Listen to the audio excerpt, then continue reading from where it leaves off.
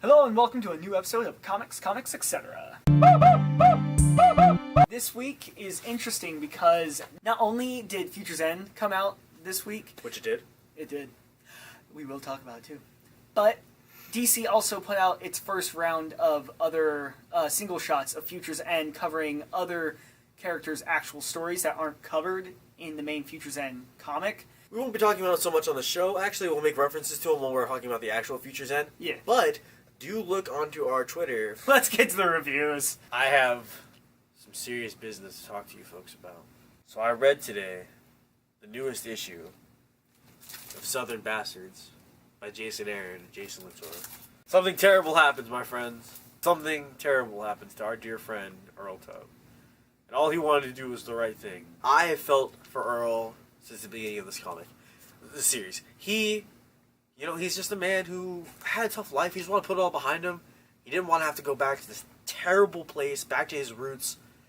But there's this sense of inevitability, There's just stuff you can't escape from. Some things, there's just no running from them. He stands up for the young boy, the Ledbetter child, who was beaten by Coach Boss's goons in the last issue, and challenges Coach Boss himself. And I have to say, it's poignant stuff. But yeah, just to give you a little sneak peek at what happens in the issue, one of these just gut-wrenching, heartstring-tugging, bootstrap-lacing moments, we're going to bring you our patented smidge touching moments in comics history.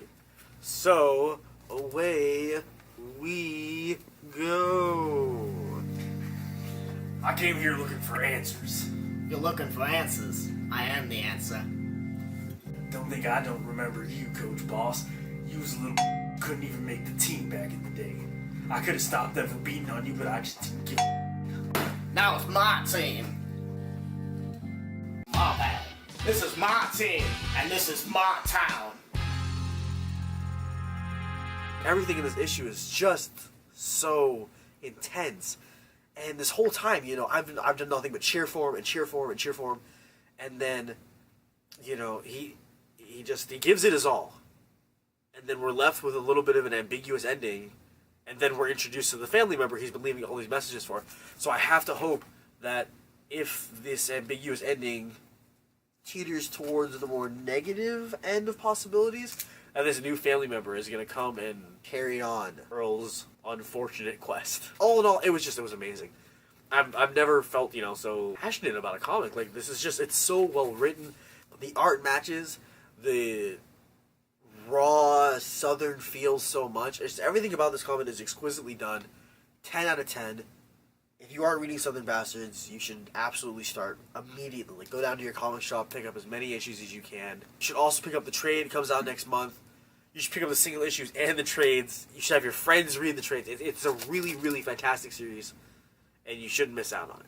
Alright, so for my first review, I'm going to be talking about something I've talked about before, Rocket Raccoon. The beginning of it felt like it jumped around like a lot. I had to go through a couple times, but for the most part, writing is still good, the art is still fun, it still has a lighthearted feel to it, even though people die like all the time in it. For the most part, it's not better than the last one, it's not really worse than the last one. I'm going to give it a 7 out of 10. Rocket Raccoon, issue 3. Standing here, he's got guns, and then there's like rocks in the background. As for my second review, I picked up the new series from Vertigo, The Names.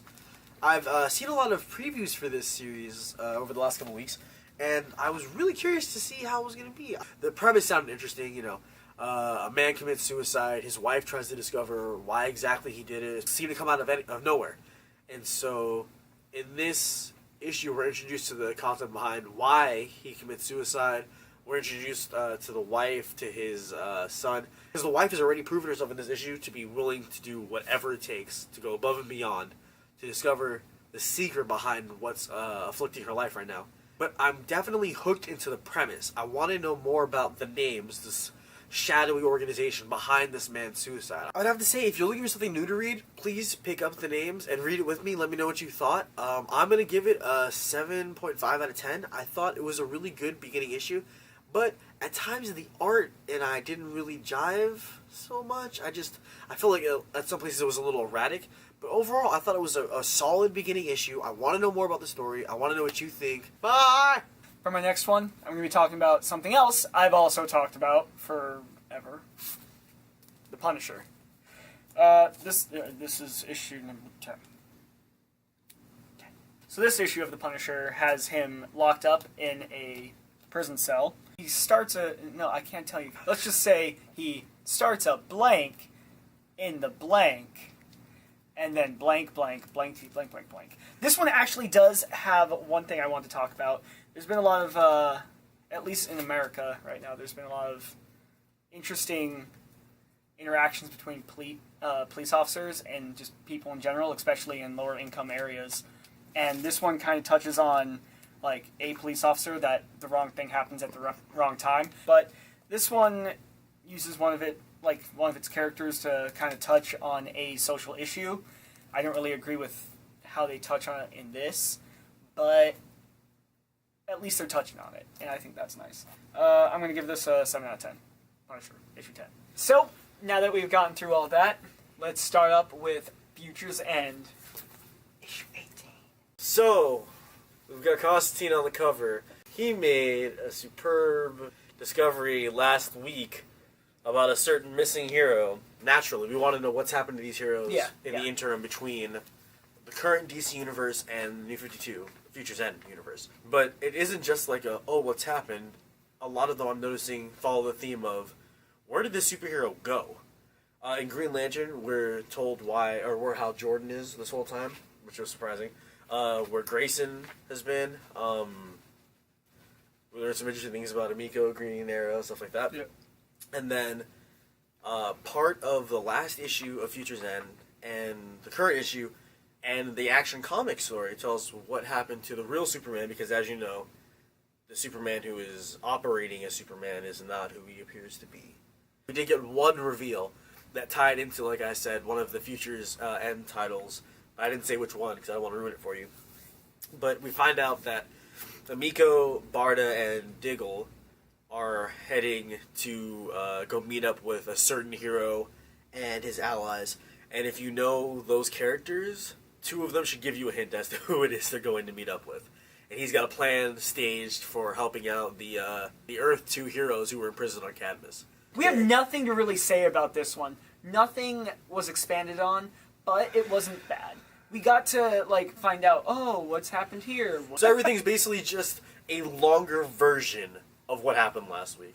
This person was revealed, was last week's thing. And this week it was, this is the person who you thought it was here. Well, I'm glad we covered that last week. Most importantly, the stage is set. So, what score would you give this? I'm going to give it a 7 out of 10. Like I said, energy is still high from last week's awesome reveals. It didn't dip me back down into the levels of depression I had been experiencing previously.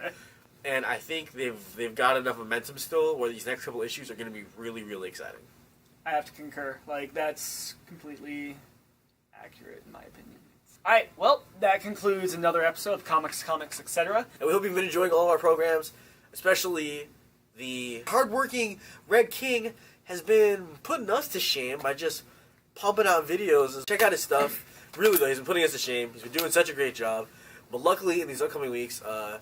Hueth and I are actually going to have a little bit more free time, so you should be seeing some really, really great stuff from us as well, or at least mildly interesting or fairly entertaining stuff. I love it. Maybe not starting with, but looking forward to us playing Destiny together, actually. Yeah. That's going to be pretty awesome.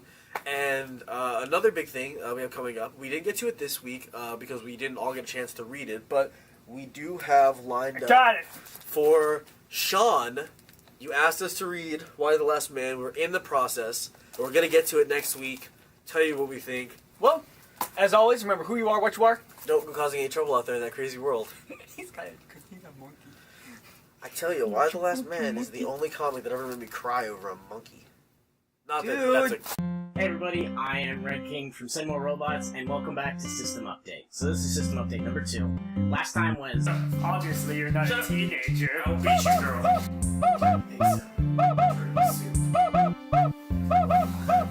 Abbreviation. Cash. Cash. You can't have that H at the end. Cash. Yeah, Look no. forward to you. We don't have any cash for you. Don't look forward to some cash.